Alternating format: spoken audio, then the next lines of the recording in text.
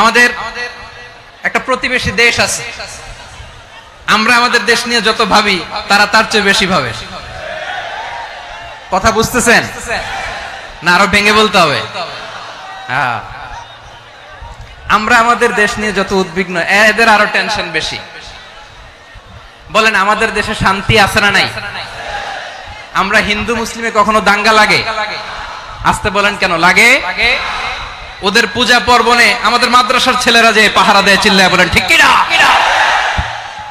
আমাদের তাফসির মাহফিলের সময় ওরা ডিস্টার্ব করে, ঢোল বাজায় না। ওদের পূজা পার্বণের সময় আমাদের তাফসির মাহফিলের ডেট হলে আমরা চেঞ্জ করে দেই। সুবহানাল্লাহ, কি সাম্প্রদায়িক সম্প্রীতির রোল মডেল। আর ওই বাংলাদেশের ব্যাপারে তারা অনেক ডিস ইনফরমেশন ছড়াচ্ছিল।